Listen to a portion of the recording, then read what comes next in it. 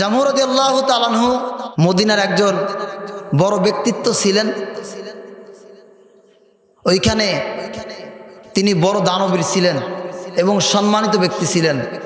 মানুষ তাকে অনেক সম্মান করত, অনেক শ্রদ্ধা করত এবং তার খুব দাপট ছিল। তাকে মানুষ খুব ভয় পাইতেন এবং তিনি প্রচুর পরিমাণে দান করতেন। তো উনি এক সময় এই মদিনায় ব্যাপক খ্যাতি এবং তার নাম এবং সম্মান তার ফুটে উঠেছে। মানুষ তাকে শ্রদ্ধা করছে, সম্মান করছে, মানুষ তাকে খুব মহব্বত এবং ভালোবাসে এবং তিনি খুব দানবীর ছিলেন। এখনো তিনি কি হন নাই ভাই? মুসলমান হন নাই। তখন ইসলামের দাওয়াত নিয়ে মদিনায় এক সাহাবী ব্যাপকভাবে দাওয়াত দিতেছিলেন। জামুর রাদিয়াল্লাহু তাআলা আনহুর 3 সন্তান ছিলেন। তারা দাওয়াতকে গ্রহণ করলেন। কি করছেন ভাই? দাওয়াত গ্রহণ করলেন। 3 ছেলে হলো মুয়াজ, মুআওয়াজ, খাল্লাদ। এই 3 জন ইসলাম গ্রহণ করছেন। মুয়াজ ইবনে জাবাল রাদিয়াল্লাহু তাআলা আনহু তিনি ইসলাম শিক্ষা দেওয়ার জন্য তালিম তারবিয়াতের দায়িত্ব নিলেন এবং তাদেরকে ইসলাম শিক্ষা দিলেন। ওই সময় তাদের মধ্যে চেতনা যখন এসে গেল, মুয়াজ রাদিয়াল্লাহু তাআলা আনহু তার মাকে দাওয়াত দিয়ে তিনি ইসলামের মধ্যে প্রবেশ করালেন। তার মা হিন্দ তিনি ইসলামকে গ্রহণ করলেন। এরপরে জামুর রাদিয়াল্লাহু তাআলা আনহু তিনি বাড়িতে এসে তার বিবিকে বললেন, হিন্দকে, যে তোমার সন্তানদেরকে ওই মদিনায় একজন ব্যক্তি আছে মুহাম্মদ নামের, তার কাছে যেন না যায়, তার কাছে পাঠাবা না। তখন তিনি বলছে, ঠিক আছে, আপনার কথা মানব। তবে সে তার কাছে গেছিল এবং কিছু কথা শুনছে, কিছু কথা শুনছে। এরপর সে রাগ হয়ে গেলেন, ধমক দিতে শুরু করে দিলেন। এরপরে তিনি বললেন, শোনেন, আপনার ছেলে যে গিয়েছে ওখানে তাদের একটা আয়োজন ছিল, সমাবেশ ছিল, ওখান থেকে কৌতূহলবশত কিছু সে শুনেছে, ওইগুলোকে মুখস্থ রেখেছে। বাস্তবে সে কি করে নাই, শোনে নাই, কৌতূহলবশত সে শুনেছে এবং মুখস্থ রেখেছে। ছেলেকে ডাকলো, তাহলে বলো তুমি কি শিখেছো, কি শুনেছো বলো। তখন বললেন, বিসমিল্লাহির রহমানির রহিম, আলহামদুলিল্লাহি রাব্বিল আলামিন, আর রহমানির রহিম,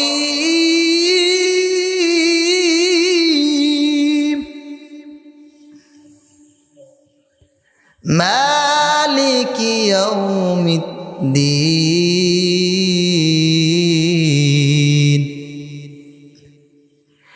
ইয়্যাকা না'বুদু ওয়া ইয়্যাকা নাস্তাঈন,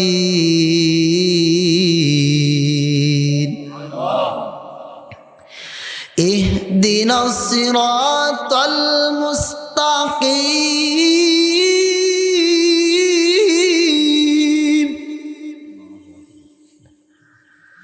সিরাতাল্লাযীনা আন'আমতা عليهم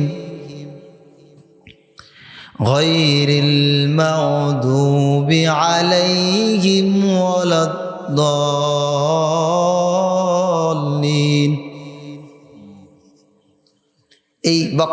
এই বক্তব্য শুনলেন, শোনার পরে তার দিলটা কি হয়ে গেল ভাই? নরম হয়ে গেল। কি হয়েছে ভাই? নরম হয়ে গেছে। মা আহসানতা হাযা কালামুল্লাহ ওয়া মা আহসানা আও কালামুল্লাহ। এই বাক্য যখন শুনলেন তখন তিনি বললেন, কতই না সুন্দর, কত চমৎকার কথা, আজীব কথা। তার সব কথাগুলো কি এত সুন্দর কিনা? যখন এই কথা বললেন, মুআজ রাদিয়াল্লাহু তাআলা আনহু বুঝে ফেললেন বাবার দিলটা নরম হয়ে গেছে। বা সাথে সাথে বললেন, বাবা চলো মুহাম্মাদের কাছে গিয়ে তুমি বায়াত গ্রহণ করো। বায়াত গ্রহণ করবা কিনা রে বাবা? এই কথা যখন বললেন সাথে সাথে উত্তর দিলেন, না না না, এত তাড়াতাড়ি নয়, আরো সময় বাকি আছে। ওই সময় মদিনার মধ্যে প্রচলন ছিল মূর্তির সামনে গিয়ে দাঁড়িয়ে তারা কি করতেন? তাদের কাছে সব কিছু চাইতেন, তাদের পূজা করতেন। জামু রাদিয়াল্লাহু তাআলা আনহু তার একটি মূর্তি ছিলেন, মূর্তির নাম হলো মানাত। তিনি বললেন, মানাতের কাছে জিজ্ঞাসা করে লই, মানাতের কাছে গিয়ে আগে জেনে লই ইসলাম গ্রহণ করব কিনা। যদি মানাত বলে তাহলে আমি গ্রহণ করব, না হইলে তো গ্রহণ করব না। এরপরে মদিনার প্রচলন ছিল ওই সময় কোনো মানুষ যখন বাড়ি থেকে বের হয় কোনো উদ্দেশ্যে, আবার যখন বাড়িতে ফিরবে, বাড়ির থেকে যখন বের হবে তখন মূর্তির কাছে যাবে, আবার ফিরে এসে মূর্তির কাছে যাবে তার কাছে। এরপরে তার সামনে দাঁড়িয়ে তার চাওয়া আশা আকাঙ্ক্ষা সবগুলো তার কাছে উপস্থাপনা করবে। এবং ওই সময় প্রচলন ছিল ওই মূর্তির পিছনে একজন বৃদ্ধা মহিলাকে দাঁড় করে দেবে। আর বৃদ্ধা মহিলা যখন দাঁড়িয়ে থাকবে, ওই যে কথাগুলো, সব বাসনাগুলো, সব কথাগুলো ওই মহিলার ভিতরে কল্পনা জল্পনা হইতে থাকবে। এরপরে যখন তার ভিতরে সৃষ্টি হয়ে যাবে, এরপরে আসার পর সব কথাগুলো প্রকাশ করে দিবে, কথাগুলো বলে দিবে। ঠিক ততরূপ মানাতের সামনে বৃদ্ধা মহিলাকে রাখা হইলেন। বৃদ্ধা মহিলা দাঁড়িয়ে গেলেন। দাঁড়িয়ে যাওয়ার পরে জামু রাদিয়াল্লাহু তাআলা আনহু অনেক অনুরোধ করতেছেন। জামু রাদিয়াল্লাহু তাআলা আনহুর যে মূর্তিটা ছিল মানাত, অনেক মূল্যবান কাঠ দিয়ে ওই মূর্তিটাকে তৈরি করেছে। আতর, খুশবু, দামি তেল দিয়ে সুন্দর করে মানাতকে এরপরে রেখে দিতেন। কিন্তু যখন মানাতের কাছে বারবার যখন কি করলেন, প্রশ্ন করতে রইলেন, আমি মুহাম্মাদের ইসলাম গ্রহণ করব কিনা, ও মানাত আমাকে বলে দাও। কিন্তু কোনো উত্তর আসছে না, কোনো উত্তর পায় না। না পেয়ে জামু রাদিয়াল্লাহু তাআলা আনহু তিনি চিন্তা করলেন, মুহাম্মদুর রাসূলুল্লাহ সাল্লাল্লাহু আলাইহি ওয়াসাল্লামের যখন নাম নিলাম, আর নাম নেওয়ার কারণে হয়তো সে রাগ করেছে। কি করছে? রাগ করেছে, সেই জন্য কথা বলে না, আর কিছু বলে না। বুঝা আসছে? রাগ করেছে সেই জন্য আর কোনো কথা বলে না। এরপরে কতক্ষণ পর্যন্ত সে চিন্তা করলো, তাহলে এখন চলে যাইতে হবে। তিনি বললেন, তুমি রাগ করেছো আমি বুঝতে পেরেছি, এখন আমি চলে যাই, এরপরে কয়েকদিন পরে আমি আসবো, তোমার রাগ যখন থেমে যাবে। এইবার জামু রাদিয়াল্লাহু তাআলা আনহু ওখান থেকে চলে গেলেন, বাড়িতে চলে গেলেন। ছেলেরা চিন্তা করলো বাবা এর থেকে ফিরবে না, তাহলে কি করা যায়, বাবাকে এখান থেকে কিভাবে ফিরানো যায়, বাবাকে এখান থেকে কিভাবে ফিরানো যায়। যখন এই চিন্তা চেতনা তাদের মধ্যে সৃষ্টি হয়ে গেল, এরপরে তার সন্তানেরা তার বন্ধুদের সাথে আলোচনা করলো কিভাবে আমার বাবাকে ফিরানো যায়। এই চিন্তা যখন তাদের মধ্যে চলে আসলো, তার বন্ধুরা পরামর্শ দিল, একটা কাজ করো, যখন তোমার বাবা রাত্রে ঘুমিয়ে যাবে তখন ওই মূর্তিটাকে ওখান থেকে সরিয়ে ফেলবা। তারা কৌশল অবলম্বন করলেন। যখন রাত হয়ে গেল গভীর, বাবা ঘুমিয়ে পড়লেন, এরপরে মুয়াজ রাদিয়াল্লাহু তাআলা আনহু তার সন্তানেরা সকলে মিলে মূর্তির কাছে চলে গেলেন। গিয়ে মূর্তিকে নিয়ে অনেক দূরে গর্তের মধ্যে ময়লা আবর্জনার মধ্যে ফেলে দিলেন। বনু সালামা গোত্রের কূপ ছিল, ময়লার কূপ, ওই কূপের মধ্যে ফেলে দিলেন। ফেলে দেবার পরে সকাল যখন হলো, ভক্তি শ্রদ্ধা নিয়ে জামু রাদিয়াল্লাহু তাআলা আনহু মূর্তির কাছে চলে গেলেন। তখনও তিনি মুসলমান হন নাই। গিয়ে দেখে মূর্তি নাই, না থাকার কারণে চতুর্দিকে খোঁজাখুঁজি করলেন, পাইলেন না। বাড়িতে আসলেন, বাড়ির আঙিনার সব জায়গা খুঁজলেন, কোথাও নাই। ছেলেদেরকে ধমক দিলেন তারা এই কাজ করছে কিনা, কিন্তু পায় নাই। অনুপায় হয়ে নানান দিকে খুঁজতে খুঁজতে গিয়ে দেখে সালামা গোত্রের কুয়ার মধ্যে ময়লার মধ্যে পড়ে রয়েছে। ওখান থেকে মানাতকে উঠিয়ে জামু রাদিয়াল্লাহু তাআলা আনহু নিয়ে এসেছেন। এরপরে সুন্দর করে তাকে গোসল টোসল করিয়ে খুশবু টসবু দিয়ে তেল টেল দিয়ে আবার তার জায়গায় মতো রেখে দিলেন। এরপর যখন রেখে দেয়, আবার যখন রাত হয়ে যায়, সকলে যখন একত্রিত হলেন, বন্ধুরা এবং তার সন্তানের একত্রিত হলেন। গভীর রাত হয়ে গেল, বাবা ঘুমিয়ে গেল, সন্তানেরা এরপর চলে গেলেন মানাতের কাছে। আবার সেই মানাতকে নিয়ে আসলেন, নিয়ে এসে বনু সালামা গোত্রের কূপের মধ্যে ময়লার মধ্যে ফেলে দিলেন। ফেলে দেবার পরে এবার বাবা সকালবেলা ঘুম থেকে উঠে ভক্তি শ্রদ্ধা নিয়ে প্রাণ ভরা ভালোবাসা নিয়ে মানাতের কাছে চলে গেলেন। মানাতের কাছে গিয়ে সে কি করবেন, তার কাছে সবকিছু বলবে, চাবে, কিন্তু মানাতকে আর পায় না। না পাতে আবার রাগ হয়ে গেলেন, কোথায় মানাত, মানাতের সাথে এমন কে আচরণ করে, এমন কে দুর্ব্যবহার করে। আবার খোঁজাখুঁজি করতে শুরু করে দিলেন। চতুর্দিকে খোঁজাখুঁজি করলেন, কিন্তু পায় না। না পাতে চিন্তা করলেন যেই জায়গা পেয়েছিলাম সেই জায়গা চলে যাই, পাই কিনা দেখি। আবার সেই বনু সালামা গোত্রের যেই কুবরস রয়েছে, যেইখানে ময়লা আবর্জনা রয়েছে, সেইখানে গেলেন। গিয়ে দেখতেছেন মানাত পড়ে আছে। আবার মানাতকে নিয়ে এসেছে। এরপরে সুন্দর করে দুয়ে খুশবু টসবু দিয়ে আগের মতন আগের অবস্থায় মানাতকে মূর্তি ঘরে রেখে দিলেন। রেখে দেওয়ার পরে এরপরে একটা তরবারি দিয়ে মানাতের সামনে রেখে দিলেন, তার গলায় তুলে, ও মানাত, তোমার সাথে এই আচরণ করে, তোমার সাথে এই দুর্ব্যবহার করে যারা, এরপরে যারা আসবে তাদের কল্লাটা তাদের গাড় থেকে আলাদা করে ফেলবা, যেন তোমার সাথে এই আচরণ আর কেউ না করতে পারে। এরপরে তিনি চলে গেলেন।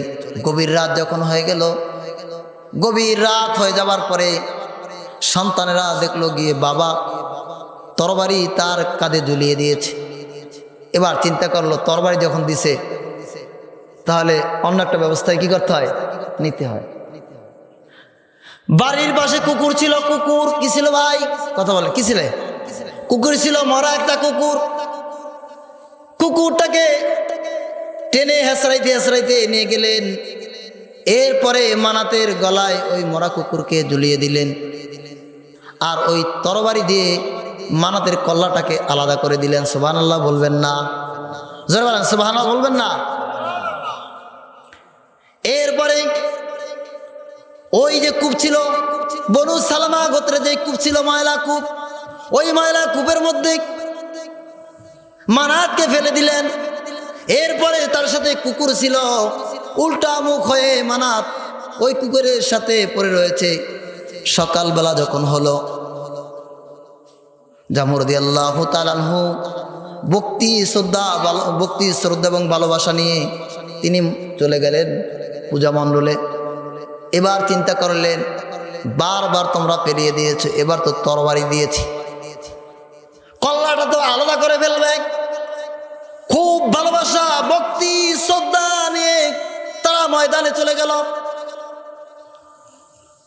এরপরে পূজা মণ্ডলে গিয়ে দেখে মানা তার আগের জায়গায় নাই। আবার সে খোঁজাখুঁজি শুরু করে দিল। গিয়ে দেখতেছে বনু সালামা গোত্রে যেই ময়লার ডাস্টবিন রয়েছে, ওই ডাস্টবিনের মধ্যে মানাত পড়ে রয়েছে। মানাতের কল্লা একদিকে, মানাত আর একদিকে, এবং তার সাথে মরা কুকুর রয়েছে। আর আসতে বলেন সুবহানাল্লাহ, বাড়ি গিয়ে বলি। এবার জামহুর রাদিয়াল্লাহু তাআলা হুর চলে এসেছে। যার এত ভক্তি শ্রদ্ধা, যাকে এত ভালোবাসি, যার সিজদা করি, কিন্তু তার কোনো শক্তি নাই। তার কল্লাটাকে আলাদা করে ফেলে দিয়েছে এবং কুকুরের সাথে তিনি রয়েছে। তখন বললেন, সন্তানদেরকে বললেন, চলো আমাকে মুহাম্মাদুর রাসূলুল্লাহ সাল্লাল্লাহু আলাইহি ওয়াসাল্লামের কাছে নিয়ে আমি কালিমা পড়ে মুসলমান হয়ে যাব। জামুর রাদিয়াল্লাহু তাআলা আনহু কালিমা পড়ে মুসলমান হয়ে গেলেন। কালিমা পড়লেন, লা ইলাহা ইল্লাল্লাহু মুহাম্মাদুর রাসূলুল্লাহ। এরপরে কালিমা পরে কি হয়ে গেছে ভাই? মুসলমান হয়ে গেছেন। যখন জামুর রাদিয়াল্লাহু তাআলা আনহু মুসলমান হয়ে গেলেন, মুসলমান হওয়ার পরে এমন তো সময় উহুদ যুদ্ধের দামামা বেজে গেল। জামুর রাদিয়াল্লাহু তাআলা আনহু তিনি তার একটি পাও ল্যাংড়া, বয়স 60-এর কাছাকাছি চলছে। এমন তো সময় উহুদের যুদ্ধের দামামা বেজে গেছে। তার সন্তানেরা সকলে ও যুদ্ধের জন্য প্রস্তুতি নিতেছে, কিন্তু তার সন্তানেরা তার বাবাকে নিষেধ করতেছে। জামুর রাদিয়াল্লাহু তাআলা আনহু যুদ্ধের জন্য প্রস্তুতি নিতেছিলেন, তার সন্তানেরা নিষেধ করে, না তুমি বৃদ্ধ, তোমার সেই বয়স নাই, তুমি এখন যুদ্ধে অংশগ্রহণ করতে পারবে না, কারণ তোমার সেই বয়স এখন নাই, আরো তুমি ল্যাংড়া, সেই জন্য তুমি যুদ্ধের ময়দানে অংশগ্রহণ করতে পারবে না। যখন সন্তানেরা বাধা দিতেছিলেন, জামুর রাদিয়াল্লাহু তাআলা আনহু সোজা রাসূল আকরাম সাল্লাল্লাহু আলাইহি ওয়াসাল্লামের কাছে চলে গেলেন। গিয়ে রাসূল আকরাম সাল্লাল্লাহু আলাইহি ওয়াসাল্লামের কাছে বললেন, আমি তো যুদ্ধের ময়দানে যেতে চাই, কিন্তু আমার সন্তানেরা আমাকে বাধা দেয়, যেতে দেয় না। তারা শহীদ হবে। আমার চেতনা, চিন্তা এবং চেতনা, আমি জীবনে যতগুলো গুনাহ করেছি, যতগুলো পাপ করেছি, আল্লাহ তাআলা রাব্বুল আলামিন আমাকে মাফ করবে কিনা আমি জানি না। যদি যুদ্ধের ময়দানে একটা বার যাইতাম, যুদ্ধের ময়দানে যাবার পরে আল্লাহ তাআলা রাব্বুল আলামিন যদি আমার পিছনের সমস্ত গুনাহগুলোকে মাফ করে দিতেন, ও রাসূল আপনার কাছে একটা বার অনুমতি চাই, আমাকে যুদ্ধের ময়দানে পাঠান, আমি যেন যুদ্ধের ময়দানে যেতে পারি। রাসূল আকরাম সাল্লাল্লাহু আলাইহি ওয়াসাল্লামের কাছে যখন অনুরোধ করলেন, রাসূল আকরাম সাল্লাল্লাহু আলাইহি ওয়াসাল্লাম তার সন্তানদেরকে ডাকলেন, তোমার বাবা যুদ্ধের ময়দানে যেতে চায়, আমি অনুমতি দিয়ে দিলাম, তাকে বাধা দিও না। যুদ্ধের ময়দানে এসে যাওয়ার জন্য প্রস্তুত, সে শহীদ হতে চায়, আল্লাহ তাআলা রব্বুল আলামিন যদি তাকে কবুল করে তাহলে সে যুদ্ধের ময়দানে শহীদ হয়ে যাবে, তাকে যেতে দাও, তাকে যেতে দাও। এরপরে আর বাধা দিলেন না, তাকে হালান সাহালান জানাইতে শুরু করে দিলেন। খুশির সংবাদ, যুদ্ধের ময়দানে জামু রাদিয়াল্লাহু তাআলা আনহু যুদ্ধের ময়দানে চলে গেলেন। আসমানের দিকে তাকিয়ে দোয়া করলেন, আল্লাহুম্মা রযুকনি শাহাদাতা ওয়ালা রুদ্দান্নি ইলা আহলি খায়বান। আয় আল্লাহ রব্বুল আলামিন, আমাকে যুদ্ধের ময়দানে শহীদ করো, আর আমি যেন আমার পরিবারের কাছে আর ফিরে না আসি। যুদ্ধ শুরু হয়ে গেল। সকল সাহাবী কাফেরদের সাথে লড়াই করতেছিলেন। যখন লড়াই করছে এমন সময় চতুর্দিক থেকে তীর আসতেছিল। যখন যুদ্ধ চলতেছে সাহাবীরা তাদের জীবন বাঁচানোর জন্য এদিকে সেদিকে ছোটাছুটি করছিল। প্রাণ বাঁচানোর জন্য অনেক সাহাবী দৌড়িয়ে পালাচ্ছিল। এমন সময় জামু রাদিয়াল্লাহু তাআলা আনহুর সন্তানেরা রাসূল আকরাম সাল্লাল্লাহু আলাইহি ওয়াসাল্লামকে হেফাজতের জন্য সামনে দাঁড়িয়ে গেলেন। কোন তীর যেন রাসূল আকরাম সাল্লাল্লাহু আলাইহি ওয়াসাল্লামের শরীরে না লাগে, না আসে। সকলে দাঁড়িয়ে গেলেন এবং জামু রাদিয়াল্লাহু তাআলা তিনিও দাঁড়িয়ে গেলেন। রাসূল আকরাম সাল্লাল্লাহু আলাইহি ওয়াসাল্লামের জানি কোনো ক্ষতি না হয়। দাঁড়িয়ে যাওয়ার পরে জামু রাদিয়াল্লাহু তাআলা শহীদ হয়ে গেলেন। তার সন্তানও শহীদ হয়ে গেলেন। শহীদ হয়ে যাওয়ার পরে ওখান থেকে তার লাশ নিয়ে আসার জন্য তার সন্তানেরা অনেক চেষ্টা করতেছেন। লাশ ওখানে পড়ে রয়েছে, কিন্তু লাশ নিয়ে আসার জন্য বহু চেষ্টা করে, লাশ উঠাইতে পারে না, অনেক চেষ্টা করে। লাশ যখন উঠাইতে যায় অনেক ভার, উঠানো কোনোভাবে সম্ভব নয়। এরপরে কোনোভাবে কষ্ট করে গাদার পিঠে উঠাইলেন। উঠানোর পরে গাদার সামনে আর চড়ে না, নিতে পারছে না, কোনোভাবে সামনে আগায় না।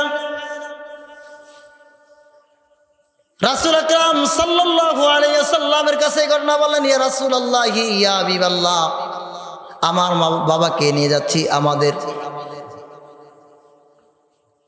গ্রামে, কিন্তু কোনোভাবে আমার বাবাকে তো উঠাইতে পারছি না, নিতে পারছি না, কি করতে পারি? রাসূল আকরাম সাল্লাল্লাহু আলাইহি ওয়াসাল্লাম তখন বললেন, তোমার বাবা আল্লাহ রাব্বুল আলামিনের কাছে দোয়া করেছে, আল্লাহ দোয়া কবুল করেছে, তিনি আর ফিরে যাবে না, তার কবর মোবারক হবে মদিনা শরীফে। এই ছিল তাদের চেতনা। ইসলামের জন্য তারা জীবন দিয়েছে। তাদের জীবনকে একেবারে আল্লাহর রাস্তায় বিলীন করে দিয়েছে। তারা যে মৃত্যু হবে, শহীদ হবে, তাদের এইটাই ছিল তামান্না। কিন্তু আমরা মৃত্যুকে কি পাই? অনেক ভয় করি, অনেক ভয় পাই। তাদের মধ্যে মৃত্যুর কোনো কিছু ছিল না ভাই, ভয় ছিল না। তাদের ঈমানি চেতনা এত শক্ত, এত মজবুত ছিল যে মানুষ তা কোনোদিন কল্পনাও করতে পারবে না, কোনোদিন তা সম্ভব না। কিন্তু আফসোসের বিষয় হলো যে আজকে এত সুন্দর আয়োজন, তাদের চেতনা ছিল জীবনকে বিলীন করে দিবে আল্লাহর রাস্তায়। তারা আল্লাহর রাস্তায় তার জীবনকে উৎসর্গিত করে দিয়েছে। আর আমরা দিনের আলোচনা শুনব, এই দিন আমার মধ্যে ফিট করব, কিন্তু তার থেকে অনেক দূরে রয়েছে, ঠিক কিনা ভাই? হ্যাঁ, সেই জন্য আমাদের ইমান অনেক দুর্বল। ইমানকে কি করতে হবে? মজবুত করতে হবে। সাহাবীদের জিন্দেগিতে যেই চেতনা ছিল, যেই প্রেরণা ছিল, সেই চেতনা এবং সেই প্রেরণা আমাদের অন্তরের মধ্যে ফিট করতে হবে। যখন সাহাবীদের জিন্দেগি আমরা পড়ব, জানব তাদের চেতনা এবং তাদের ত্যাগ, তারা যে কোরবান করেছে, সেগুলো আমাদের অন্তরের মধ্যে যখন ফিট করতে পারবো, তখন আমাদের ঈমান মজবুত হবে। তখন আমরা মৃত্যুকে কি পাবো না ভাই? ভয় পাবো না। তখন আর মৃত্যুকে আমাদের ভয় পাওয়ার কোনো সুযোগ থাকবে না। আমাদের মৃত্যু কার কখন হবে, কোন জায়গায় হবে, কিভাবে হবে, সেটা আমার আর আপনার কি নাই, জানা নাই। কিন্তু সাহাবীদের জিন্দেগি খুলে দেখেন, সাহাবীদের জিন্দেগি পড়েন, দেখবেন তাহলে তাদের মূল্যবান জীবনে কি ছিল, তারা কি চেয়েছিল এবং তারা কি পেয়েছে। সাহাবীরা শহীদ হয়ে জান্নাতবাসী হয়েছে। কিন্তু আমরা শহীদের জন্য আমাদের মধ্যে তো কোনো চেতনা নাই, কিন্তু আমাদের মধ্যে ঈমানকে এমনভাবে মজবুত করতে হবে, সাহাবীদের চেতনা আমাদের মধ্যে এমনভাবে ফিট করতে হবে যে মৃত্যুর পরে আল্লাহ তাআলা রব্বুল আলামিন আমাদেরকে যেন জান্নাত দিয়ে দেয়। সেই চেতনা আমাদের মধ্যে দরকার নাই? আছে না নাই ভাই? আছে। কিন্তু আমাদের সেই চেতনা থাকলে আজকে এত বড় মহল্লা, মানুষ আছে না নাই? আছে। তাহলে মানুষগুলো কোথায়? তারা কোথায়? আজকে বড় কষ্ট লাগে যে মানুষ দিন থেকে বড় দূরে, অনেক দূরে রয়েছে।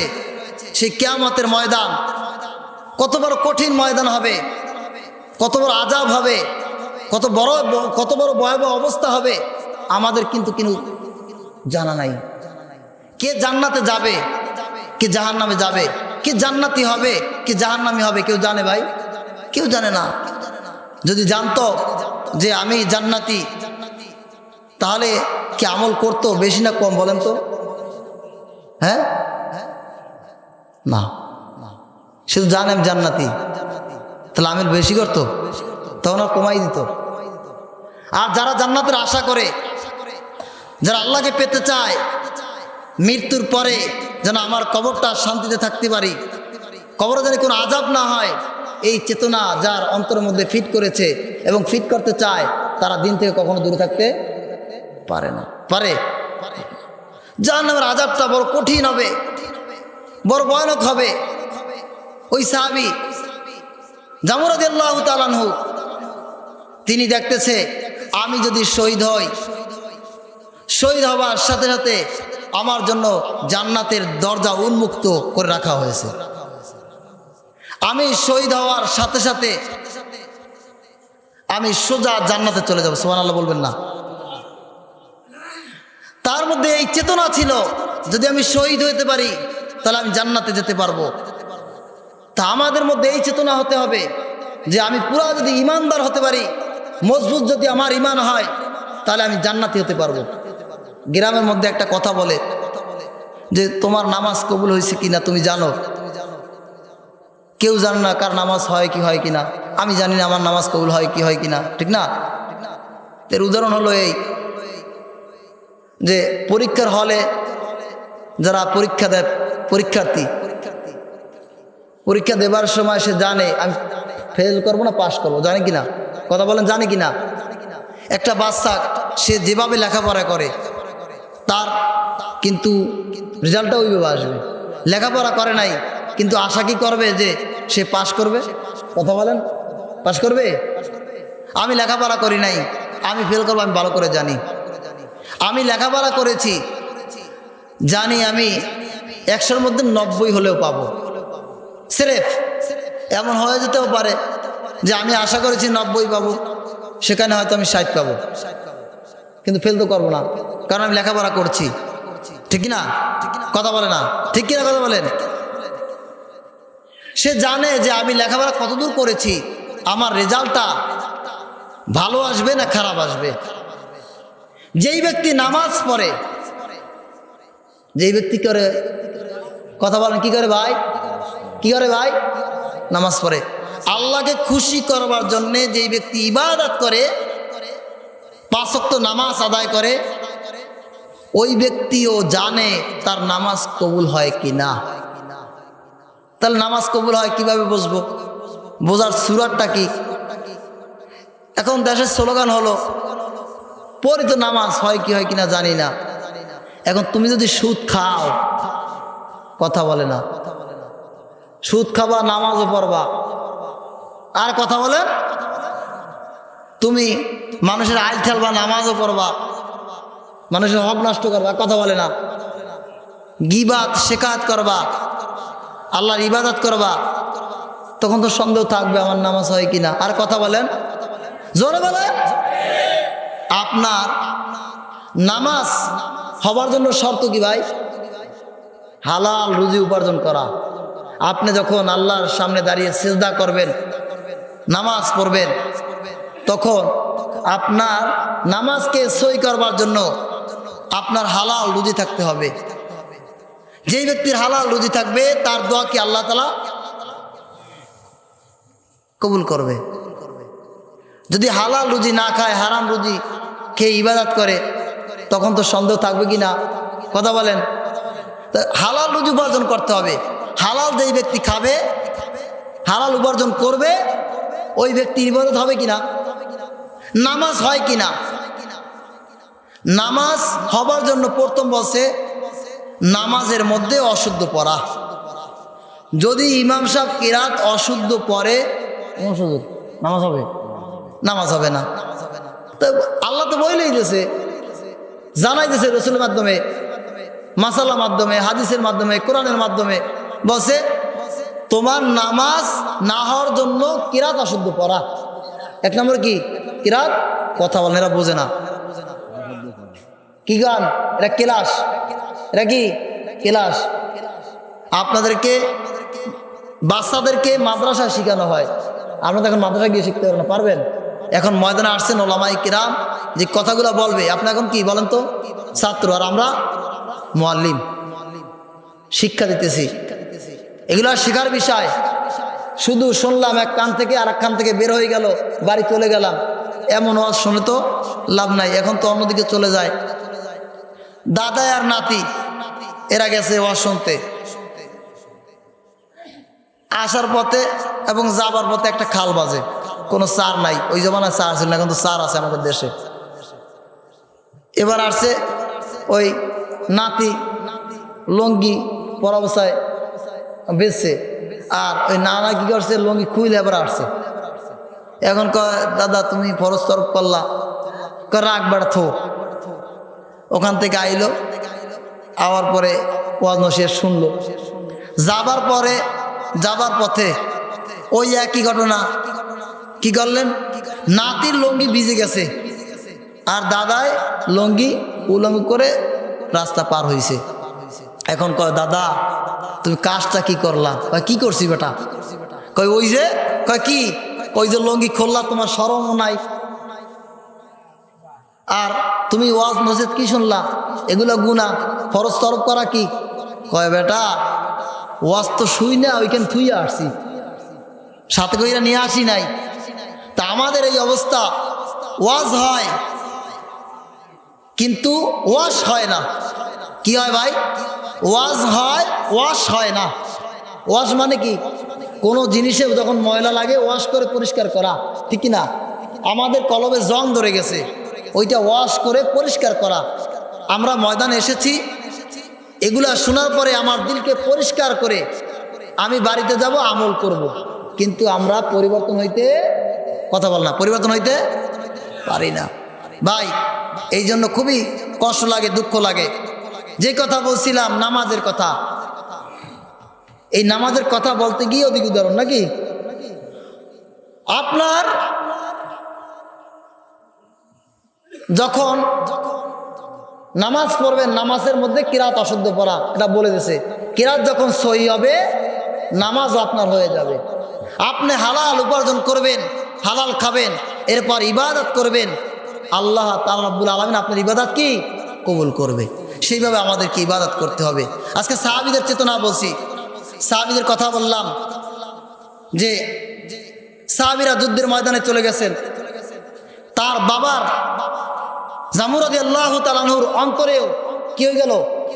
ইমানই চেতনা যে আমি যুদ্ধের ময়দানে যাব, আমার জীবনকে উৎসর্গিত করে দেব এবং শহীদ হয়ে যাব, সোজা জান্নাতে চলে যাব।